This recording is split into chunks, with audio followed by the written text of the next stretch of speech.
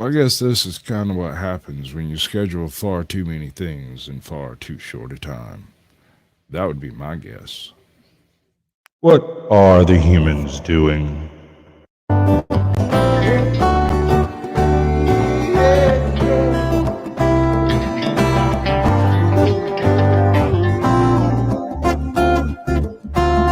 Do you think you're ready? Can you handle the truth?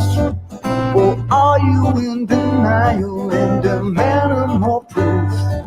They demonstrate in real time how they're spinning you lies. But no one pays attention, no one opens their eyes. They walk around like zombies with their head in the mobiles, signaling their virtues with a pick on their profile. Yeah.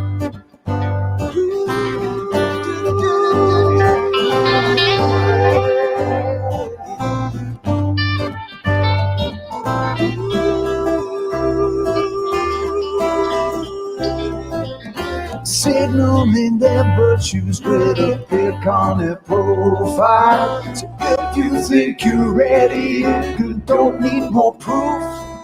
Conspiracy deniers are denying the truth. They fabricate our problems and pretend to provide the best solution, but we all know they lie. They lied about the weapons and they lied about health. They lied about the fact that they're transferring the wealth. You should really notice how they're pushing the fear. Keep everybody terrified and not thinking clear. Yeah. Everybody's not thinking clear. Keep everybody terrified. Yeah, can't do nothing. Keep everybody terrified and not thinking clear. When you do, you realize that this is their trick. It's getting really stupid now, they're taking the mic. Said, do you think you're ready? Can you handle the truth? Or are you in denial and demanding more proof?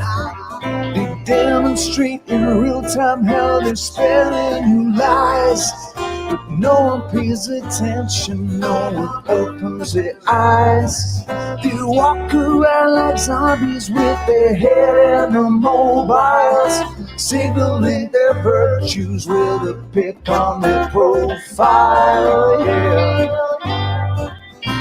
Signaling their virtues on their profile. Hey. Good evening, ladies and gentlemen. Welcome to Chilling with Sasquatch. And tonight we're going to cover cougars. I'm sure that's one of y'all's favorite topics. Apparently, from the chat, it's quite a hot commodity. We're also going to talk bobcats and lynx, but they're kind of the same critter, just like bobcats are like lynx light. Um, and I'm going to try to pitch my tie-in to big cats being a super predator to the missing 411 paradigm. If you look at the things that constitute a 411 case, it's exactly the same things that constitute a cougar or bobcat hunting ground in almost every case. So it doesn't surprise me that people go missing in the woods. That's perfectly understandable.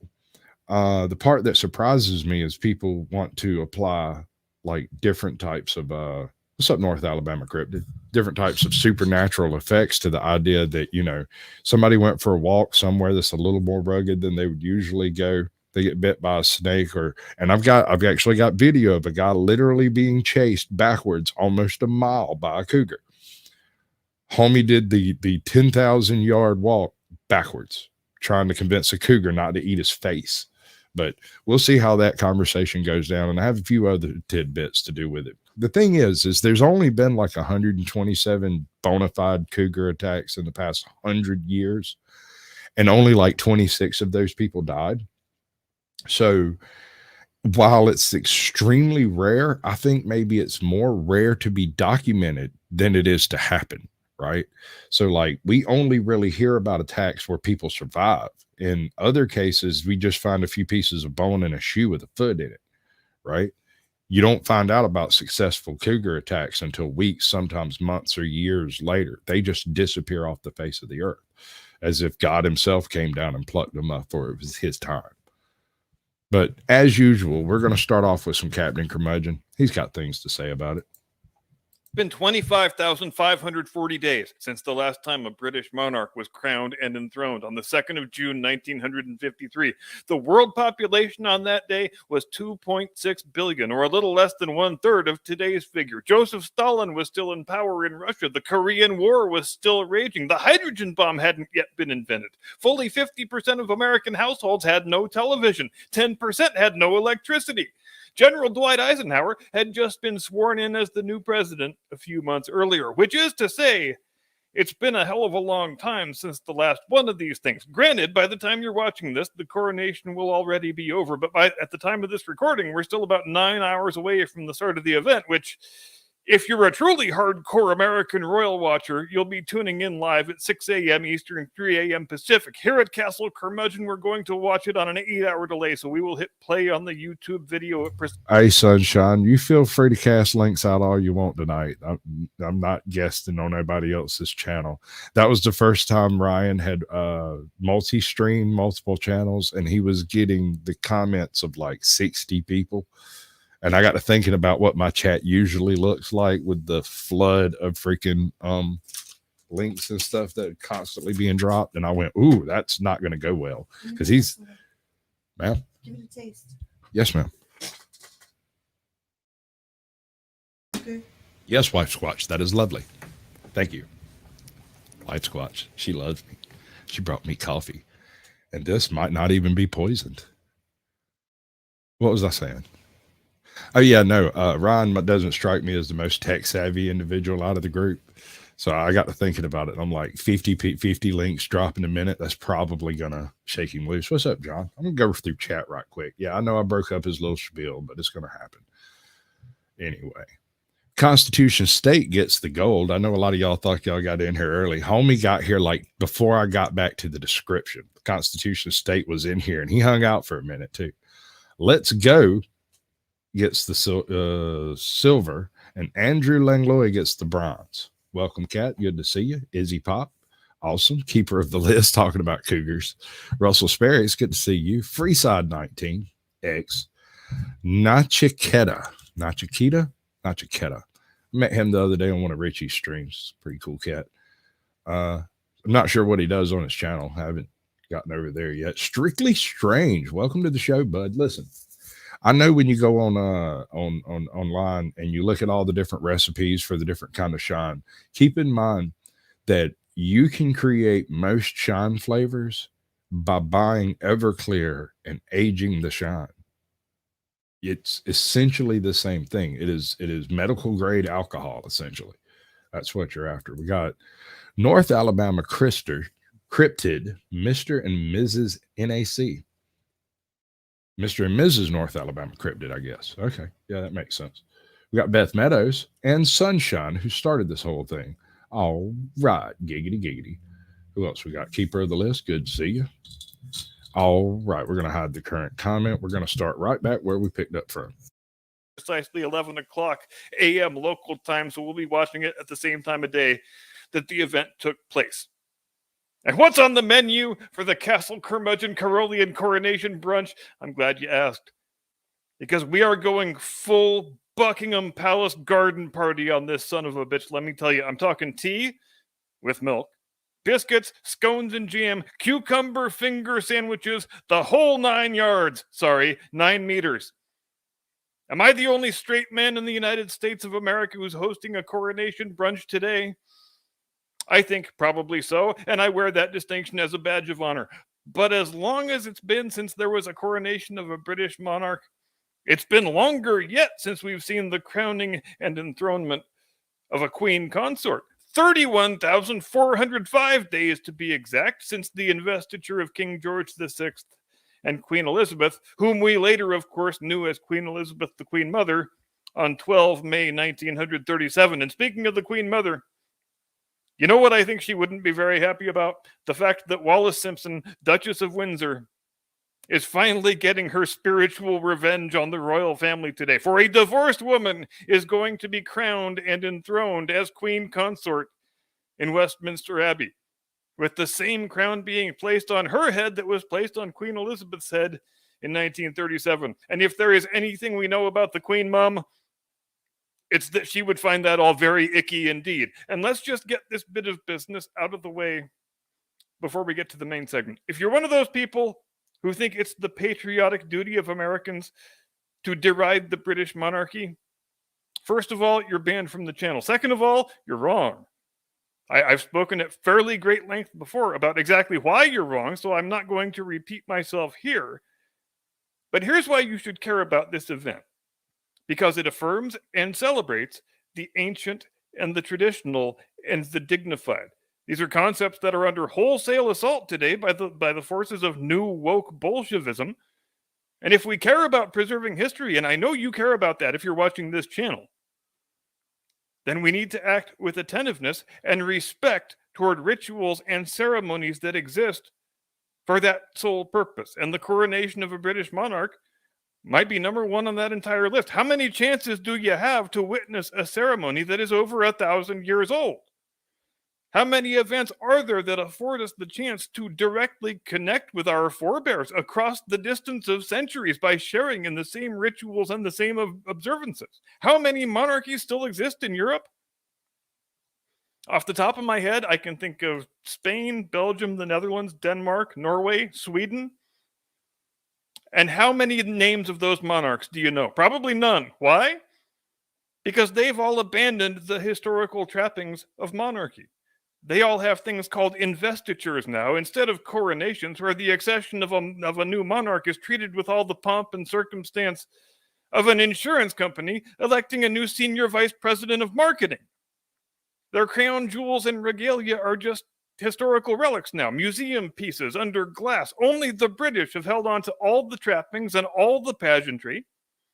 And that's why everybody in the world knows the name of the British monarch and not any of the other ones. But make no mistake, each coronation, though it's identical in all the big details to the coronations that came before, is different from the previous one. With today's coronation, we know already some of the differences that there will be. More on that in a moment. But there are others that we won't know about until the event comes off. Now, Jim Eagle, be a good chap and hit the music, would you?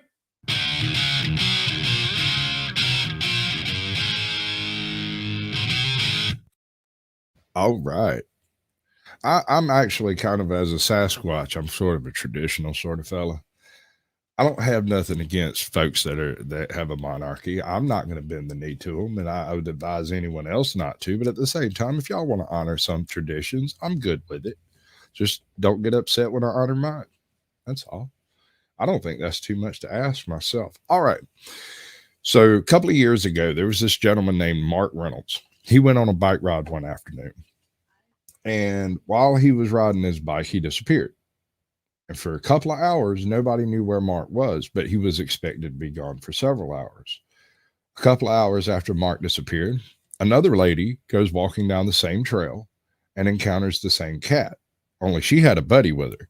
And that encounter ended a bit different. And they had to hunt the cat down to verify how many people it had killed. And it was determined that it may have attacked 3 or 4 people, but it killed one and almost killed another.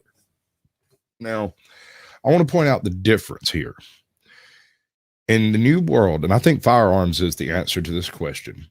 In the new world, you don't have the mass killings from nature that you receive everywhere else on Earth.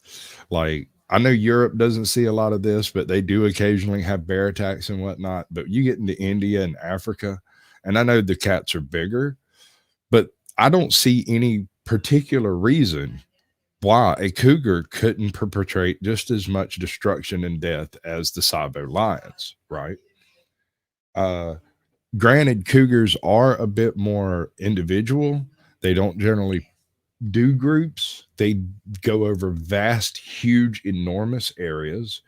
And I think a lot of people misunderstand how much of an area it really is. Some cougars will roam 30, 40 miles. and their areas overlap with other cougar areas. But a lot of people underestimate the number of major predators that are in a given area, specifically bobcat, badgers, wolverines, things like this. You don't have to be killed by a wolverine for a wolverine to kill you. You could be killed by a broken toe. If you're trying to hike or bike some particular area and something happens and you break a toe and you can't pedal anymore and you really can't walk out very fast, and then a bobcat comes along, you're a victim. There's not much you can do about a situation like that except get loud, throw stuff at it, try to scare it into going away. That's your only hope. Because, like, say, one of my biggest fears, and I don't know why this is, breaking a heel is one of my biggest fears. And part of the reason is because I've always walked on the balls of my feet. You can go check my shoes. There's barely a scuff where the heel goes down. I almost never put my heels down on the ground. So I kind of have this belief that it's probably weaker than the rest of the bones in my body. And I'm just terrified I'm going to break a heel. You break a heel while you're out camping and you're stuck there until somebody comes along that can help you. You can crawl out and try to revenant your ass back to the road. But your best bet is to hope someone comes along, or to have a cell phone, or someone knows where you're at. But to me, that's why you carry all that gear, right? You carry all that gear so that when something goes wrong, you have a way out, so to speak. You carry a pistol, not because you want to be big and bad, but because when something goes wrong, you have a way out. And I don't care if that's a lion, a tiger, a bear, or some crackhead down on Fifth Avenue.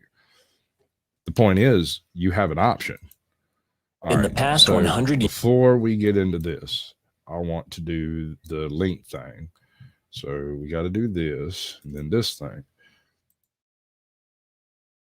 I went looking for mass attacks by cougars, jaguars, and bobcats and lynx, and I could not find a single case where an individual had killed multiple people and lived to tell the tale, so to speak. Like, around here, if a cat shows up and starts eating people, we pretty much drop it. Anybody can shoot it. It doesn't require a special government agent to come and hunt it down.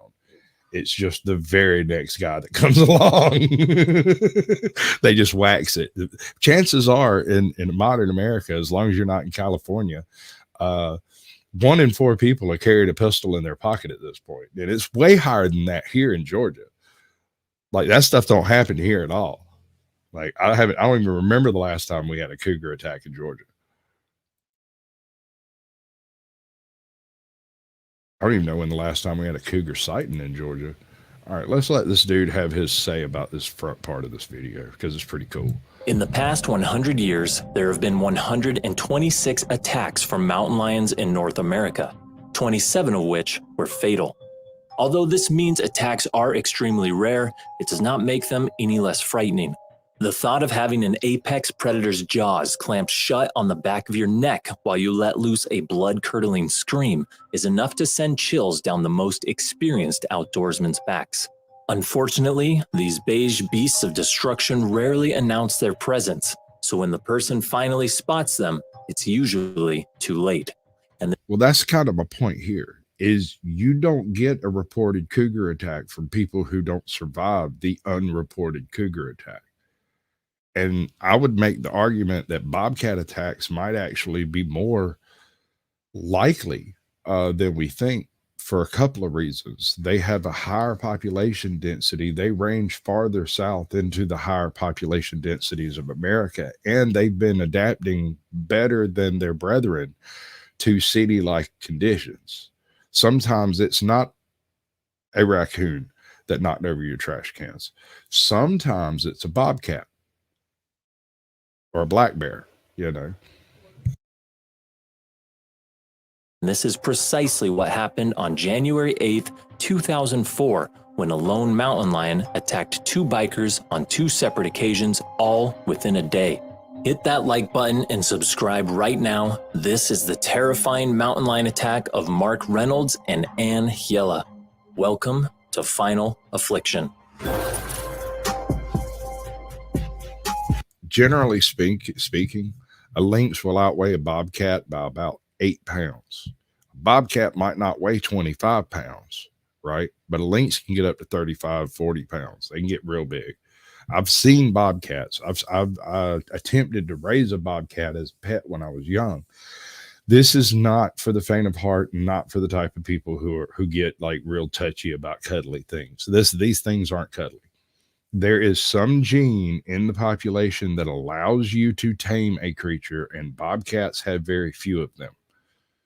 I suspect lynx would have very few of them too, probably fewer, given that they're a little closer to the base animal they split from. Because I mean, bobcats developed, as I understand it, from larger lynx. They are a warm weather lowland byproduct of the same family. That's why they resemble so strongly.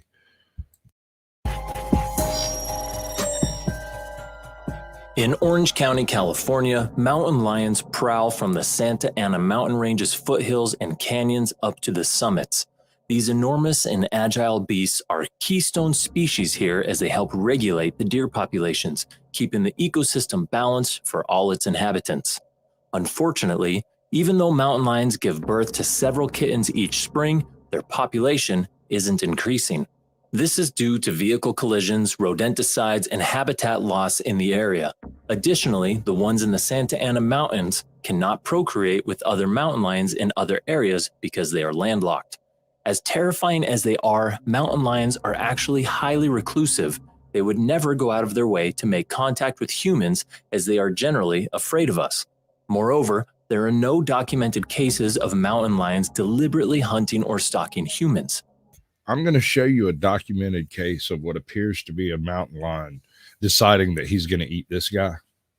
And the whole time, I was staring at that video going, throw a rock at it. There are rocks everywhere at his feet. I'm like, throw a rock at it, throw a rock at it, throw a rock at it. Nope. He walks a quarter mile, maybe a half mile backwards, trying to convince this cat not to eat his face hole.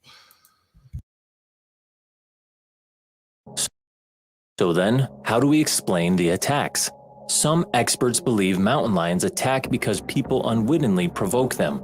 Those who accidentally get too close to the creature's kittens initiate a defensive response from the lion. They also react similarly if people get too close to their recent kill. After all, these creatures eat few and far between, so a recent Apparently my computer is so retarded it can only do one kill might video be at a its time. first meal in a long time.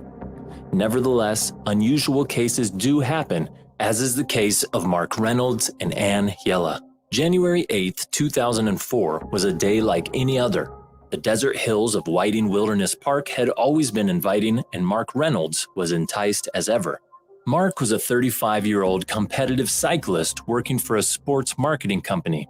He was a dedicated athlete who loved the outdoors and raced bicycles and motocross through rough terrain. Most of the time, Mark would cycle through the trails of Whiting Wilderness Park with his friends. However, today was different. He decided to go into the unpredictable desert hills alone, without a gun or pepper spray. He was experienced after all. Unfortunately, this turned out to be a grave mistake. The trail system is full of twists and turns that stretch for miles. Consequently, people who get lost here may not be found for a long time, not to mention the dangers of lurking predators in the area. As Mark rode his bike through the trail, a sinister force was brewing. Around half an hour into his ride, Mark approached a small climb and pedaled hard to reach the top. Suddenly, the chain broke and hung from the front sprocket. Looking down, he pulled at the two ends of the chain, snapping it in half. The chain had succumbed to the stress of the ride. Mark quickly parked his bike beside a bush and crouched over the broken chain, trying to devise a solution. Out of nowhere, a mountain lion appeared and tackled Mark, Look at that guy knocking for him us, to the though, right? ground. He'll be all right. Mark tried to fight against it, but the millions of years of evolution taught the beast to go for prey's vital areas. The mountain lion dug its claws into Mark's shoulders and bit him in the neck and face, suffocating him and cutting off his blood supply. Although Mark screamed in pain, nobody could hear him. He was alone, and Mark didn't stand. So yeah, there's several videos of cougars stalking people. There's a few of bobcats doing what appears to be stalking. And then there's a handful of rabid bobcat attacks out there. Yeah. So I don't know. I kind of have a bit of an issue when people, when these follow the science people are like, oh, well, cougars have never actually hunted people. Tell that to the people they've killed. And a chance.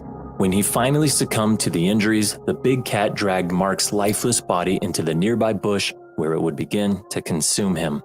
Angela was heading out with her friend Debbie Nichols for a day of cycling in the desert hills of Whiting Wilderness Park. It was a typical day for the two women. At 19, Anne enlisted in the Marine Corps and was stationed in California. This was the ideal life for her since she had long been passionate about the outdoors. Anne was a hardy woman working as a hydraulics mechanic for helicopters, so it was not unusual that her favorite sport was mountain biking, a sport that required a lot of endurance and toughness. Anne and Debbie loved to ride in the park's desert trails. Their favorite spot was a narrow stretch filled with twists and turns called Cactus Hill. On January 8th, Anne and Debbie arrived at the park after work. They were supposed to do a quick 45-minute ride. However, what was supposed to be another uneventful day for them turned into a frightening encounter. Dropping into This is an absolute nightmare scenario. She did at least one of the three no-nos when dealing with big cats. It's possible she's wandered near some cubs. That may have been what the first guy did, or he could have just been a target. It's possible there's a recent kill in the area, and after the first guy went down there, there's definitely a recent kill in the area. And I'm not trying to be an asshole, but if she was out there riding a bike on her period, that's just asking for trouble. It attracts bears. Cactus Hill, the two women rode down the trail fast, unaware of the ominous danger ahead. A few minutes into the ride, Anne, who was in the lead, came upon another rider parked along the narrow trail. She stopped and asked him if he needed any help. The man pointed to a parked bike, seemingly abandoned for a few hours. He told Anne the owner wasn't there. It was Mark's bike. Thinking nothing of it, Anne pressed on. She continued down the trail, not knowing the seemingly abandoned bike she saw was a sign of something terrible. Shortly after, Anne came upon a little rise and prepped for the trail's final descent. Suddenly, Anne saw a flash of movement in the corner of her eye. Initially, Anne thought she had startled a deer. However, her suspicions were soon dispelled when she felt the ferocious impact of 110 pounds of pure feline muscle moving at 35 miles per hour. She couldn't even finish her thought when she felt the teeth and claws grab hold of her. Anne was knocked to the ground and in the death grip of a mountain lion. She let out a blood-curdling scream as the lion's razor-sharp claws ripped into her shoulders. The animal was so strong, all Anne could do was cry out, "Jesus, help me." The mountain lion grabbed Anne by the back of the neck and tried to move around towards her throat. It dragged her 2 or 3 feet and then readjusted its grip, clamping down on the side of her face. The creature separated Anne's ear from her skull. It kept pulling and readjusting, eventually biting Anne's nose and breaking it. Like a hot knife through butter, Anne's cheek peeled away at the unimaginable strength of the lion's bite. Anne punched the lion's face over her shoulder, but it had no effect whatsoever. Eventually, Anne's screams echoed through the trail, and Debbie, who had just arrived around the corner, heard her friend's cry for help. Not knowing what awaited her, Debbie braved the startling situation and ran towards Anne. She was met with a gruesome scene. Debbie saw her friend on the ground painted in blood, and although she was filled with disturbing terror, she was equally enraged at the beast's violent attempt to take her friend's life. Debbie grabbed hold of her only weapon, her bike, and threw it with immense ferocity at the animal. Unfortunately, it had no effect on the frenzied beast. Realizing the animal was pulling Anne down into a ravine, Debbie reacted quickly and ran to her friend. She pulled Anne's leg to try and prevent her from experiencing a ghastly demise. It became a one-sided tug of war. "I'm not letting go, I'm not letting go," Debbie yelled as she pulled with all her might, digging her heels into the ground. Eventually, the mountain lion reached Anne's neck and clamped down on her throat. Knowing she was basically dying, Anne looked at her friend as if to say goodbye and blacked out. And it would have been the end of her. Fortunately, other mountain bikers appeared and saw the brutal struggle. They pelted the mountain lion with stones, hitting it in the back of the neck. It worked, and the mountain lion loosened its grip on Anne and took off into the wilderness. Anne became conscious afterward, and the first thing she saw was Debbie desperately trying to call her attention. Anne was shocked that she was still alive. However, breathing was near impossible. I don't disagree with you, but at the same time, if you face down nature's most devastating predator face to face with a little bit of help and walk away from it, call that a good day, man. It sucked. It was horrible. It's a traumatic event. It's terrible, and nobody wants to experience it. But to walk away from it, to be able to tell a story about how I went out biking one day and got eaten by a tiger.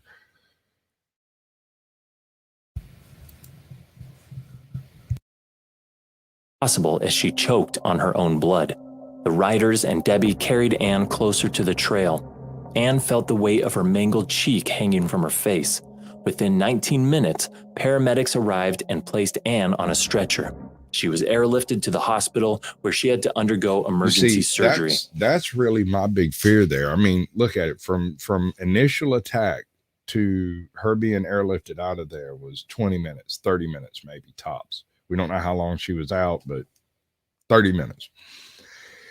You get bit by a cat out here, and we're talking a couple of hours. That's assuming somebody finds you. I'm not on a major trail. We're not talking about a place where people actually go. We're talking about a place where the next person that comes through this area will be the game warden, and it will be when it's a nice sunny day and he wanted to patrol this area. It's not going to be on a crappy day when you'll end up being out there. I mean, it amazes me that I traveled as much as I did through the swamps of Georgia and didn't encounter more big cats, more bears. And there were circumstances where I came across situations that gave me the heebie-jeebies in the word, and I just left. You know, I don't know what it was that was there. Like one night I was night fishing with my pops, and I was using rotten shrimp for bait. Oh, is that what's fixing to happen? Are we fixing to get kicked off the internet? Are you going to do it? You're going to let me keep going?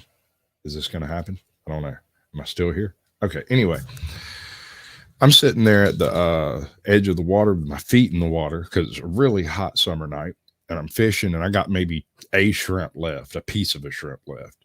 And all of a sudden, for no explicable reason, I got terrified, like panic attack level terrified. I stood up from that chair and took 2 steps away from it and dropped my fishing pole. And no sooner did I clear that chair than the chair just slipped off into the water. When I turned my light on and looked down, there were little alligator prints on he probably wasn't 6 foot long, but he was long enough to take a chunk of me out. But because I'm sort of native there, I grew up there my whole life. Self-preservation took over, and I lost one of my favorite chairs. The doctors reattached the nerves and reconstructed her face. Miraculously, Anne survived the harrowing ordeal. The doctors realized if the mountain lion had bitten Anne a few centimeters off, it would have ruptured her carotid artery.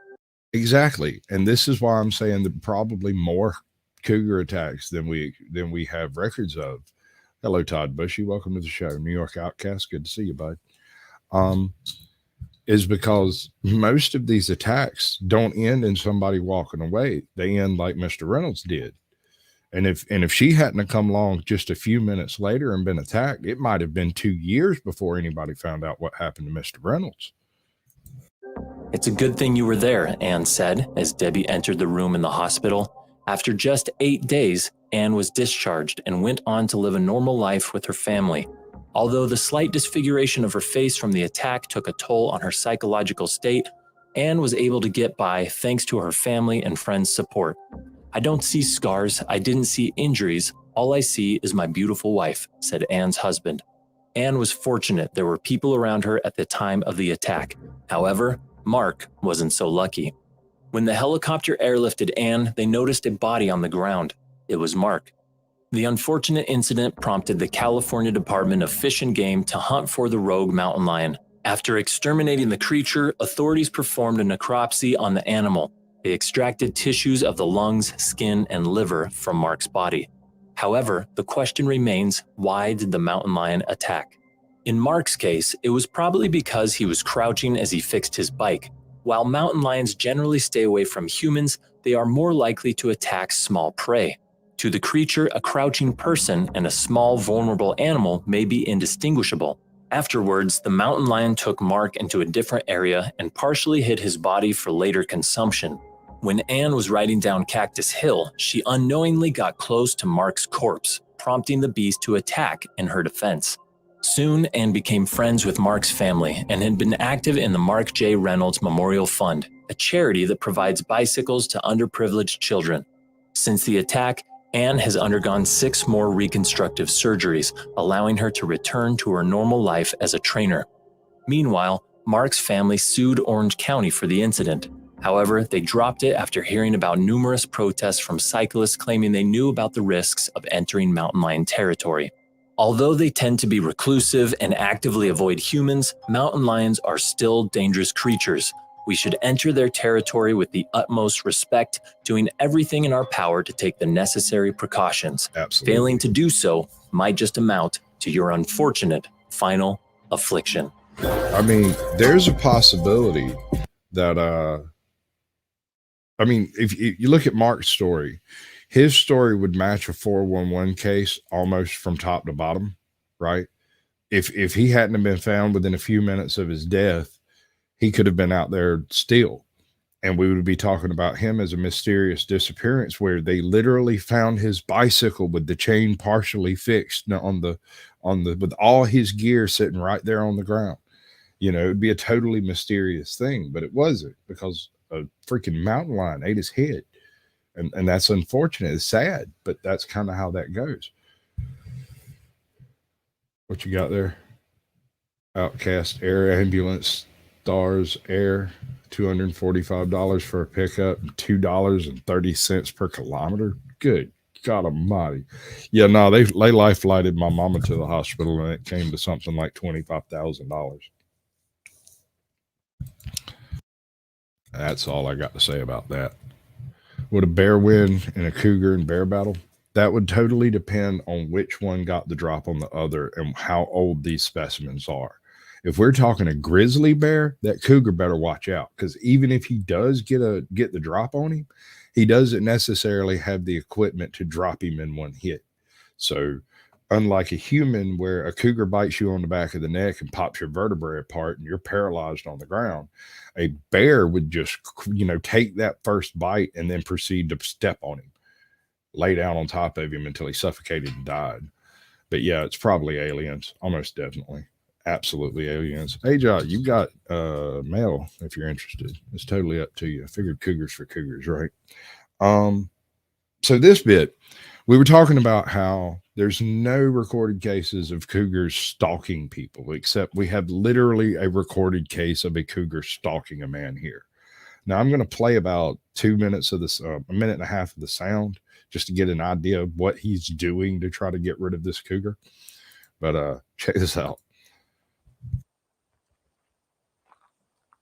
Here, the issue here isn't that there's a cat stalking him. It's the fact that the farther he walks, the less strength he has to fight it when the time comes.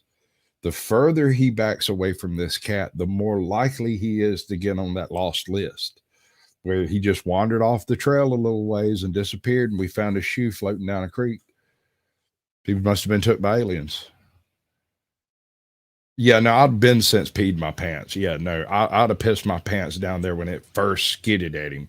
That thing come at him like an alien. It was terrible. Yes, in this case, is either there's a batch of kittens down there, and I think he might have saw the kittens right before he started filming, because that cat came at him hot. He came in hot to start with. So it's likely this is a female. And it's possible there might be a kill in this area that the cat's trying to protect also. I doubt he's on his period, but I mean, I don't know how he identifies. You can hear it in the sound of his voice. He's starting to realize that this is some real shit. Like this is the end of him if he handles this incorrectly. That cat is not just following him because he feels threatened. That cat is stalking him with the intent to eat. Look at that cat. That looks just like your kitty when they go out and take a mouse and play with it on the front porch for 2.5 hours, right? Hello, I'm Mark Brown. Get more great. That is probably the most intelligent statement I've ever heard in reference to a big cat. I'm not going back down there. Now, if big cats are tooling around such huge, enormous areas, and they're so extremely rare that we don't on a day-to-day basis see them at all, does this mean that there are less of them than we think, or more of them than we think, and they're just better at hiding than we believe? That's my question. Oh yeah, I've got a couple of cats serenading each other. That's actually up next. Check this out. This is crazy.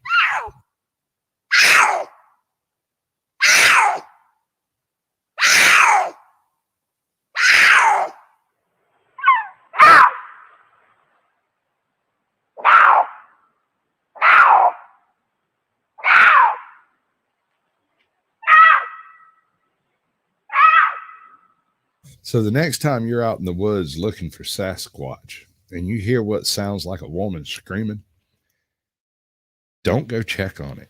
It's not worth it.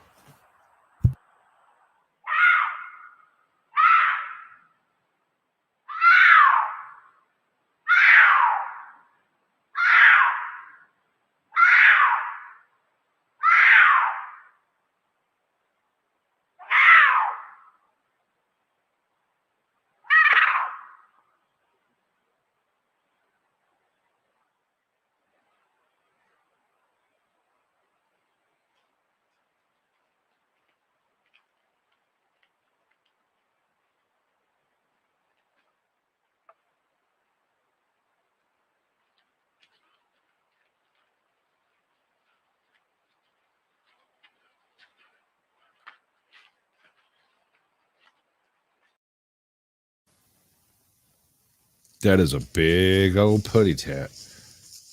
Big old putty tat.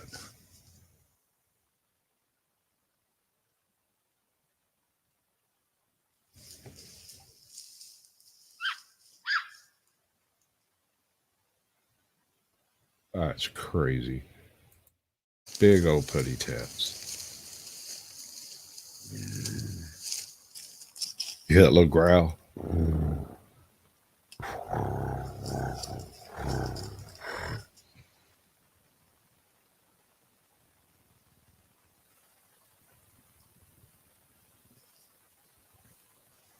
This is the part where you start playing the baby making music. Let's get it on. Right? All right. I think we've invaded their privacy just about enough.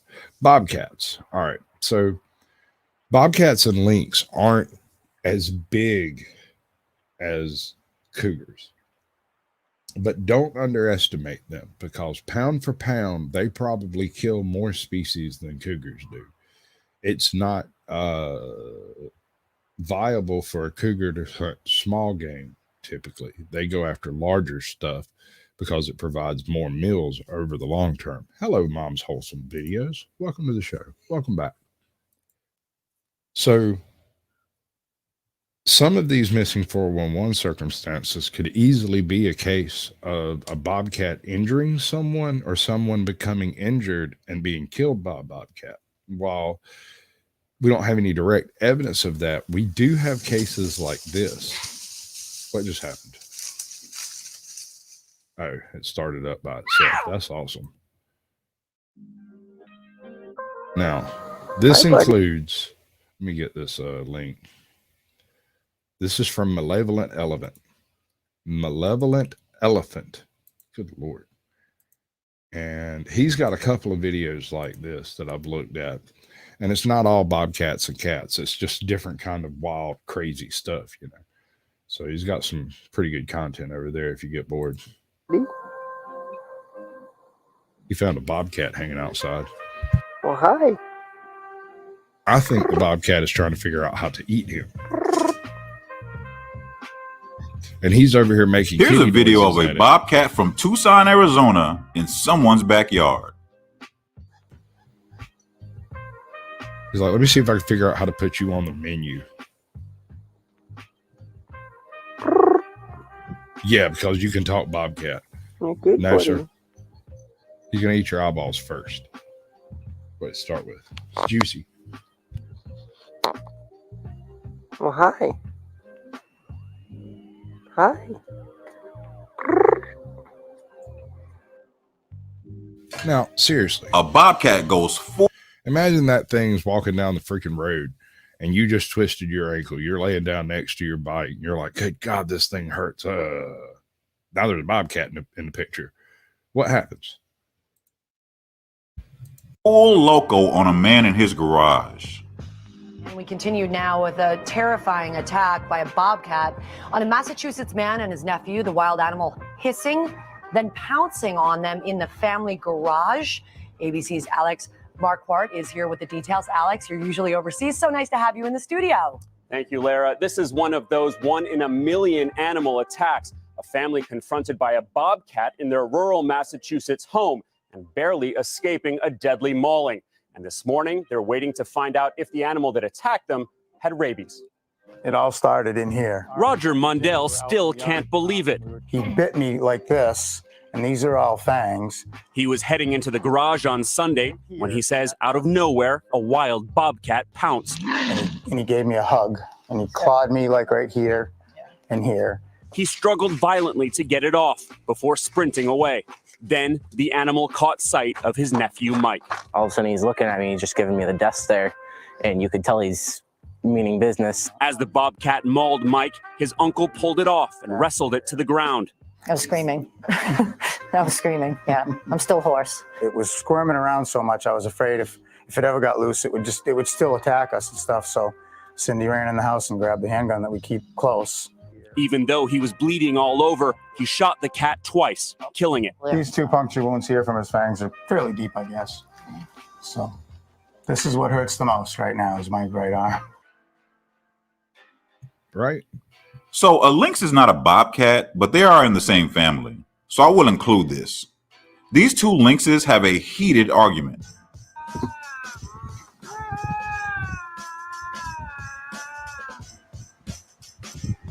Sound like baby making music there, baby.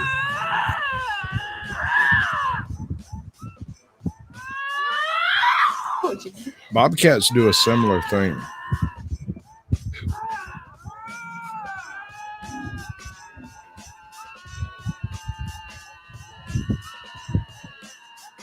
This is exactly why the Second Amendment's important. This and Flocka.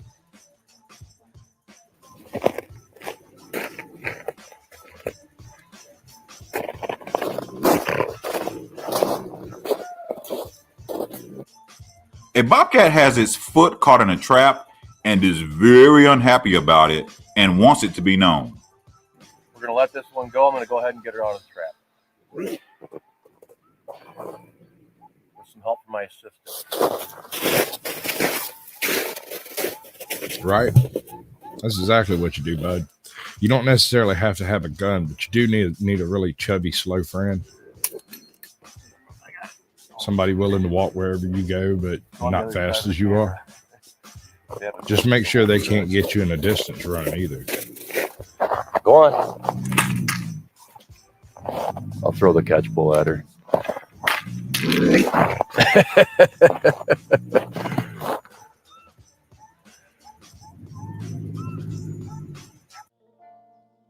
Right? Screw that. A family thinks it's raising a regular cat, but oh no, my friends. Turns out to be a bobcat.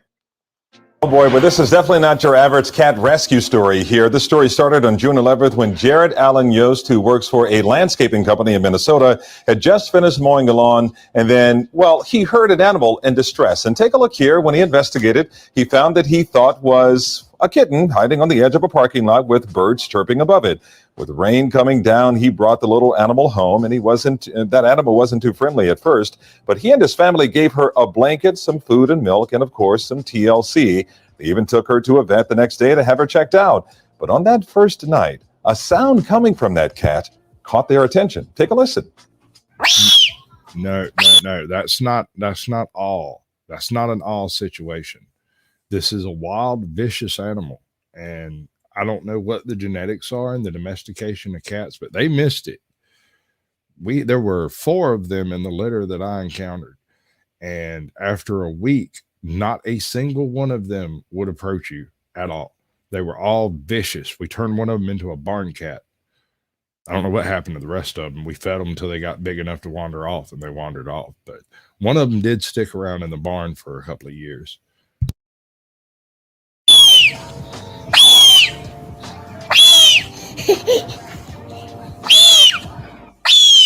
Oh my goodness, that is not your average domestic cat meow, as you know. So Jared began researching, and he had a hunch. He knew what he was dealing with. And it turns out the sound he heard was not from a cat, but from a bobcat. Needless to say, they immediately called officials at the Wild and Free Wildlife Rehabilitation Center in Garrison, Minnesota. The bobcat will stay there until she is old enough to be released back into the wild. And the Yosts are telling us that they still get updates about their so-called kitten, even though she now lives in a more suitable, big quotation marks around suitable. She's cute, though. She's cute. She sort of looked like a kitten, and then she opened her mouth. Yeah, cute and wild. Yeah, that's true. Wow, Right. okay. Calvin, thank you. A rabid bobcat who was not very happy to see this officer, and he gives the man some teeth and claws to let him know.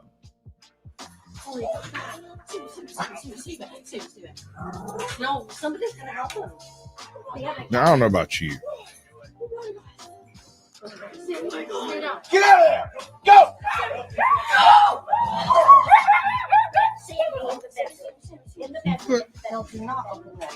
Oh, God! Look, I got a little spackle, man. Just cap him. Put poo in the back of his head. I have that. We got a mop. We got some buckets. We'll clean it up. It'll be fine. Just cap him. Get him out of here. That's why I say you only call cops for paperwork. Yeah, now he's got to go get like 300 shots in his stomach or something like that. They still got to do that crap. I don't remember. I don't know. A bobcat sees some human intruders, but doesn't make too much of a fuss. It even marks its territory just in case.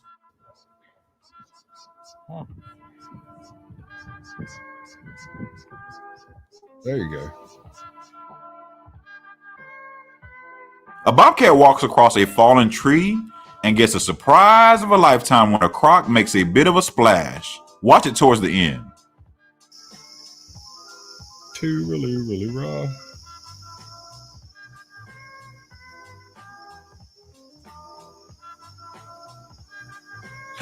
That is interesting. Two ambush predators. Two thirsty bobcats come into a backyard and find an endless supply of drinking water. That can't be healthy. Got diddly do to damned if I do. That's saltwater pool. Bet you dollars to donuts. Y'all will regret that drink, let me tell you. Absolutely. Videotaping. Should I stop?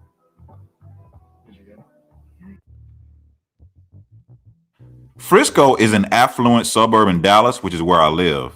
Frisco have had lots of coyote sightings and recently have been seeing more and more bobcats. Well, yeah, they're coming into the cities, man. They're directly coming into the cities. Yeah, we sent David Goins to find out if someone actually spotted a bobcat. It isn't a long video, but you still get a good look at a bobcat jumping a fence and strolling through a Frisco subdivision Tuesday morning. It's a video neighbors in the canals at Grand Park Development are already well aware of. Yeah, I'll be bobcat that goes up and down the alley. You come in my house unannounced, I'll be sending your mama a cleaning bill to my carpets. That's your fault. Yeah, for unwelcome wildlife.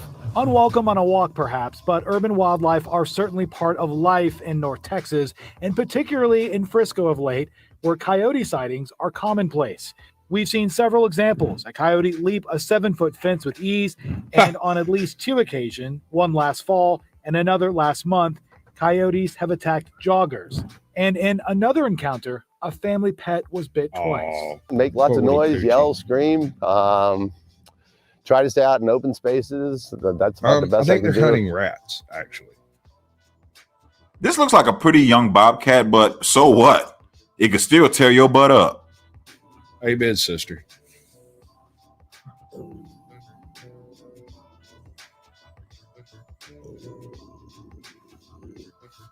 No more torso injections. That's good to know, man. That's always been one of my biggest fears there. Just get bit by something with rabies because it's common enough.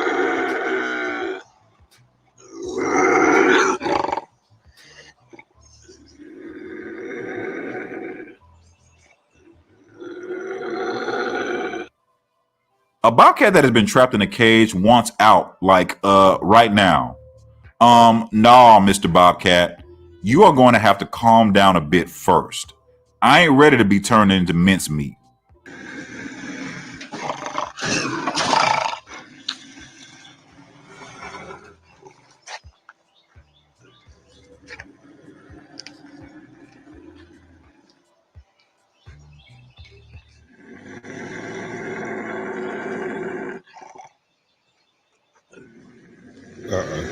Nope. Nope. Nope. Thanks for watching. Absolutely. I'm Curtis. See you next time. Oh, wrong button. Stop that. And that just closed my freaking list too, because they all suck. All right, what's the next one?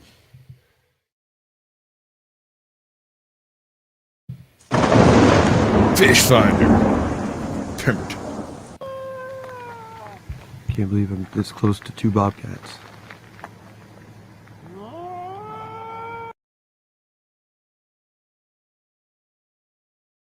Okay. Yeah. Yeah. All right. That's right.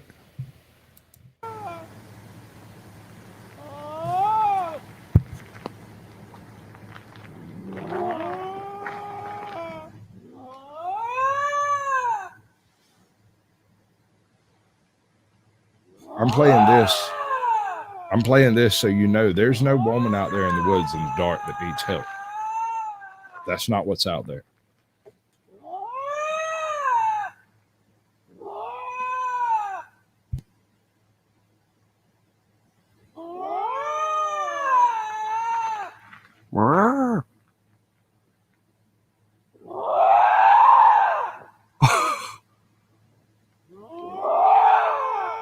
And I know they sound like your ex-wife, but it's not. They're not friends.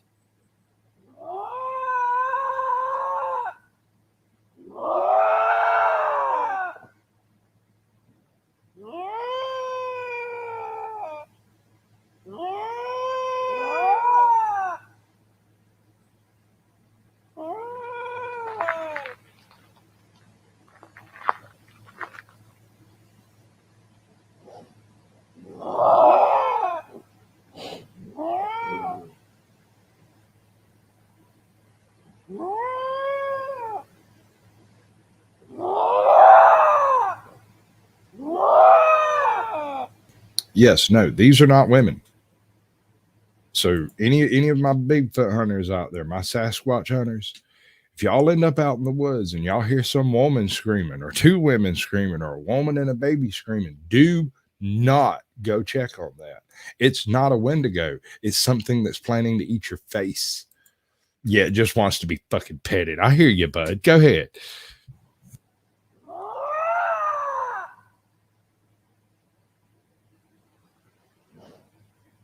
Well, I'm sure that hearing stuff like this in the woods spawned an awful lot of skinwalker stories. If you've never encountered it, if you've never heard it go down. Hey! Stop it. Nature. Wow, that's fucking wild. And 3 feet away from me.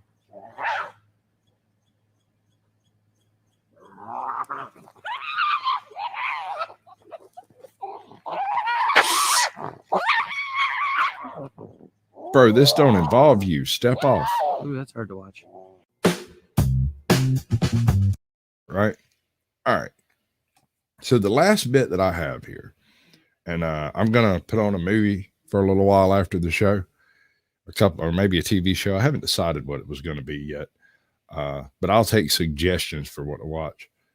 Right, Truth? Darn right. Big old pussy fight. You reckon that's how they got their nickname? I don't know. All right, so this is one of, wait, nope, let me get the right thing up. Number 5. This is one of the early, this guy's been doing this stuff for years. 2.4 million subscribers. And if I'm going to get taken down due to copyright, it will be this video. Now, I have presented one of their videos before and I didn't have any trouble, but if I'm suddenly gone, that's probably why. I'll be watching and I'm going to try to keep that from happening, but it does happen.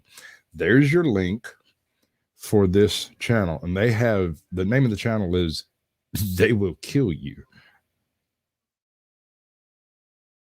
And it's about everything. It talks about helicopters and people who make candy and how they die in really weird and unusual circumstances. This whole thing is about big cat kills. I think it's specifically jaguars. And by the way, jaguar kills happen, as far as reported jaguar kills, are almost always in a zoo. If not in a zoo, near a zoo, or near where a zoo is kept or was kept. Maybe somebody released them, something like that. But it's rare for an actual jaguar attack in the wild to be reported. Jasmine Joseph. When she was only 3 years old, Jasmine Joseph was viciously mauled by a jaguar in an attack that almost claimed her life. The incident happened on December the 27th, 2013. Jasmine, a Guyana native, was playing with her toys in the yard of her home in Isoneru village. Earlier that day, the child had bathed in the Mazaruni River with her aunts. The jaguar had most likely been stalking her since the riverbank, or possibly much earlier. The jaguar pounced on the child on the steps of her home and then dragged her to the nearby bushes. Jasmine's uncle heard the child as she screamed in agony. The man then rushed outside and attacked the jaguar with a cutlass. He was able to land some devastating blows as the animal was clawing at Jasmine's skull. The jaguar was killed and the young girl was rushed to the hospital. There was little hope for Jasmine to survive her injuries. She had sustained deep lacerations over her torso, face, and scalp. A portion of her skull and the jaw on her left side were fractured.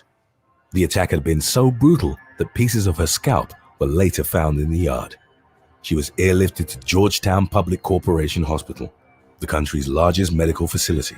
For days, Jasmine was attached to a life support machine and could only breathe through a ventilator.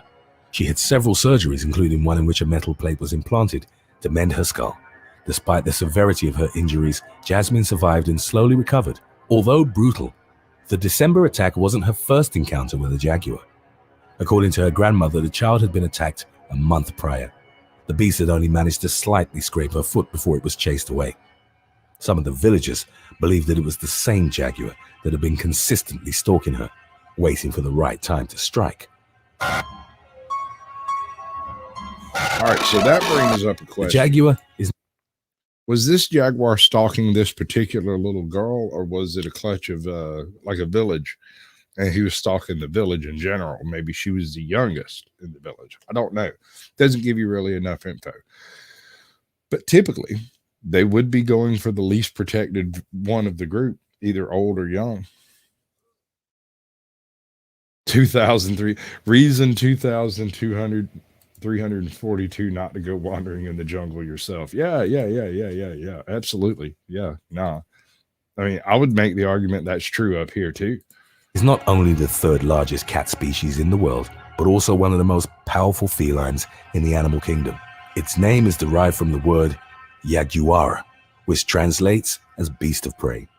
Exceeded in size only by the lion and the tiger, the jaguar is a robust, muscular animal.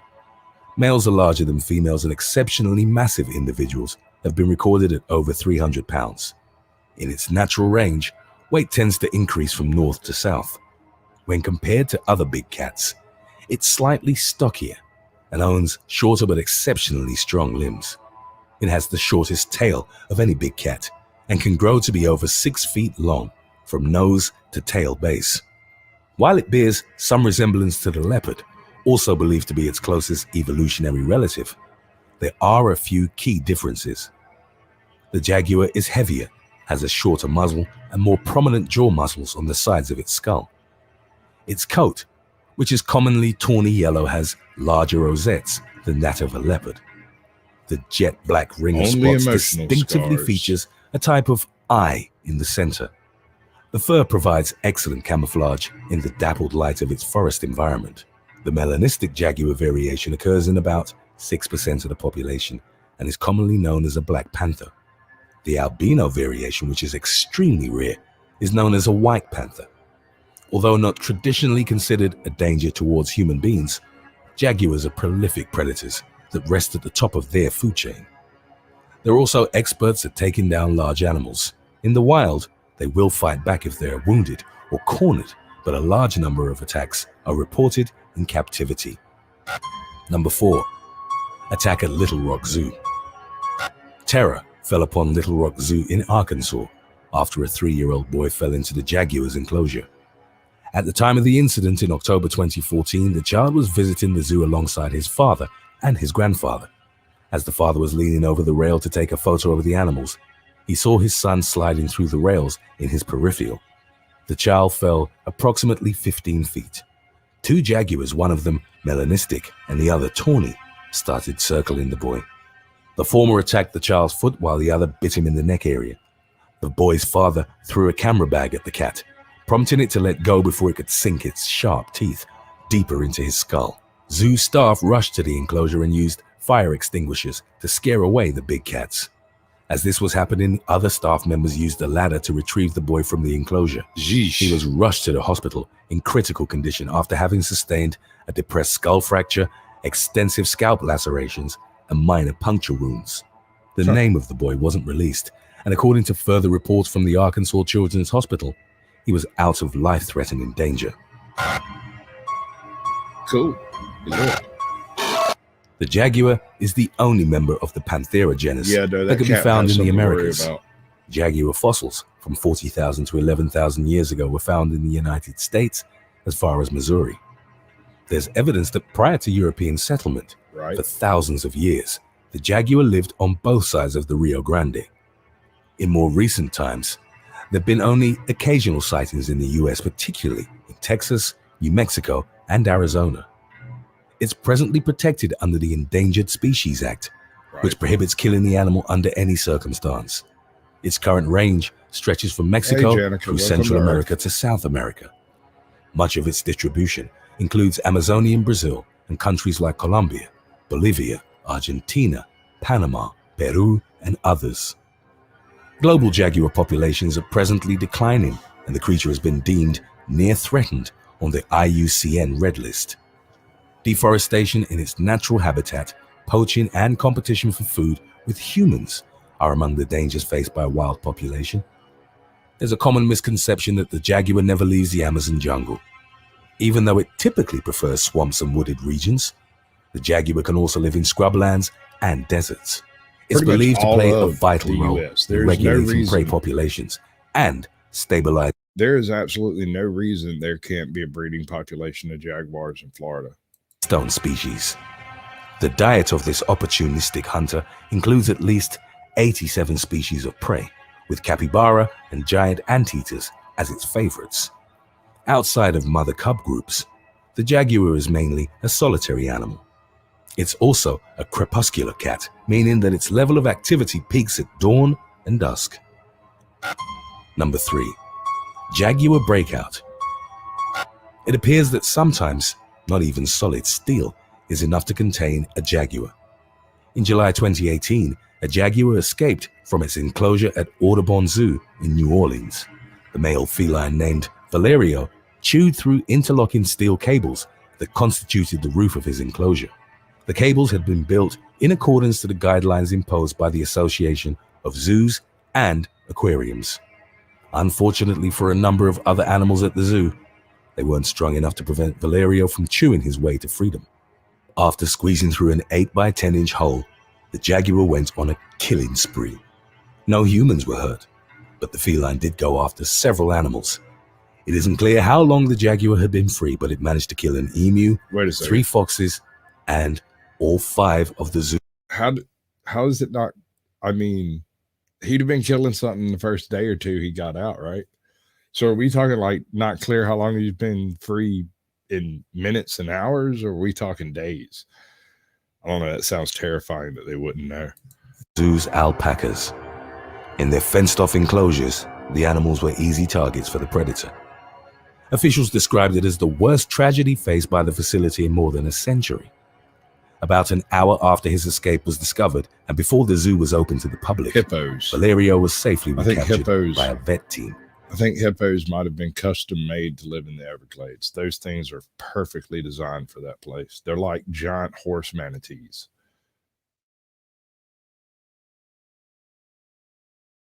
Oops, wrong button. At Joe Command 152420. If you have any other topics you'd like to learn about, subscribe and let us know in the comments section below, or follow us on Instagram and reach out to us there. Is unique among cats. It will bite the back of its victim's skull, directly piercing through its temporal bones and puncturing the brain. This may be an evolutionary adaptation to killing armored animals. Another rather unique killing technique has been observed, used by the big cat against horses. It will jump on the animal's back, place one paw on the nape and another on the muzzle, then twist and dislocate the horse's neck. Once it completes the kill, the beast will typically drag the carcass to a secluded spot and start eating. Should flooding occur, it's strong enough to carry carcasses as large as a heifer up a tree. The lungs and heart are usually the first to be consumed, and the jaguar may eat up to 55 pounds of meat in a single meal. So in the unlikely scenario that a jaguar decides to hunt you, the attack will be sudden, swift, and exceptionally brutal, followed by your remains being eaten, organs first. Number 2. Attack at Arizona Zoo. In March 2019, an unnamed woman climbed over a barrier leading up to the jaguar enclosure at the Wildlife World Zoo in Phoenix, Arizona. She was trying to get a better angle for a selfie with the dangerous predator. It was a decision that she would come to regret. Within moments, the female jaguar swiped the woman's arm with its paw. It's worth mentioning that the feline didn't escape its enclosure, but merely reached out and attacked what she most likely perceived as a threat. The victim was left crying on the ground as she nursed her injured arm.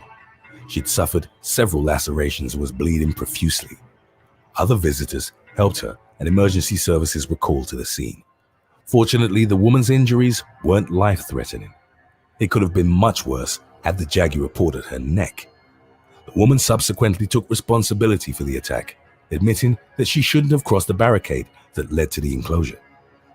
Zoo officials stated on Twitter that no harm would come to their jaguar in the aftermath of the attack. There's little that an unarmed person can do when going up against a fully grown jaguar. However, for all its terrifying attributes, this big cat species has been deemed by wildlife experts as the least likely to attack humans. Primates haven't been part of their evolutionary diet, so they don't really view humans as food. Charles Darwin reported a Native American saying which claimed there was no need for man to fear the jaguar as long as there were enough capybaras. It'll normally retreat to a tree as soon as it catches a human scent and prefers to avoid confrontation. Me too. Still, it's one of the planet's most skillful predators, so there are steps to be taken when trekking in their natural habitat. And reload. Travel with a guide and be mindful of your surroundings. Your chance of survival drops drastically should a jaguar decide you're a threat and suddenly take your back. In the improbable scenario that you spot the feline first, back away slowly. Yeah, bud, let me know when you're going to go live. Tell me the time. Never look a jaguar in the eye. What countdown are we it's on? An animal that relies heavily on camouflage. What's going on with this? Like, you say you're going live. You want me to stay live and mirror it? Do you want me to come mod your chat? I mean, like, what do you want? Tell me. Speak. Yeah, definitely stay safe, baby. Don't let them men get you down. You know the man wants to get you down. Can't wait. You don't think he's been drinking, or you do think he's been drinking? And you know they're going to lock your ass up for public drunk. Don't even start that trash. Your ass be in jail till Monday.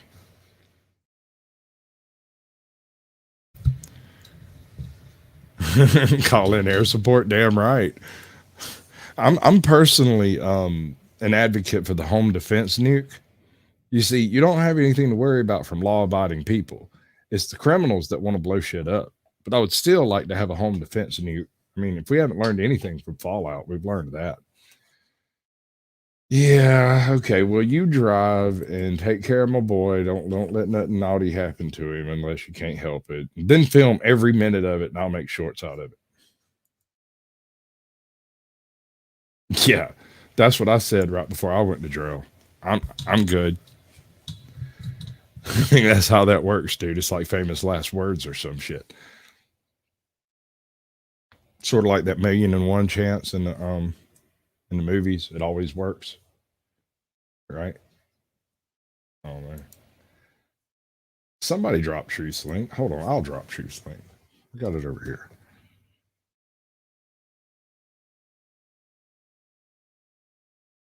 Two seconds.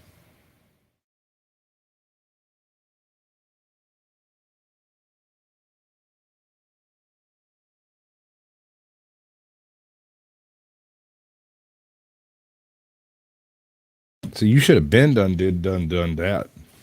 Been done did that. I'm from Georgia. We're not known for our loquaciousness. All right, anybody want to come watch a movie with me? Come watch a movie with me. Otherwise, I'm fixing to end this whole shindig because the last thing I got on this list is Void Cat. And while I'm not adverse to showing it, I'm not sure anybody'd stick around to watch it. While I love the movie, it's not the most beloved movie in human history. So I appreciate y'all coming through and checking this out. I'm going to go see if I can hook up on his live. If he decides to go live, I'll be looking for it. All right, man. Yeah. Much love to each and every one of you. You know that. I haven't decided. It's either going to be, I was thinking about taking a look at the new Quantum Leap that they did. I watched like the first episode. It wasn't terrible. Hey, John, welcome to the show, bud. Good to see you. I was just fixing to walk out the door. But I'm making suggestions, and I've got access to a whole bunch of stuff. So let me do this little play out, and we'll get on with the movie watching. Anybody wants to join, hop in. If you don't want to, fine. I'm going to do my my intermission clip instead of my play out. Yeah, let's go. I ain't the first with the curse, with the thirst that I wanna be better, not worse, man, it hurts. I'm on this earth with my words, and I put them all together, insert, cause I wanna have worth. Working hella hard till they put me in the dirt.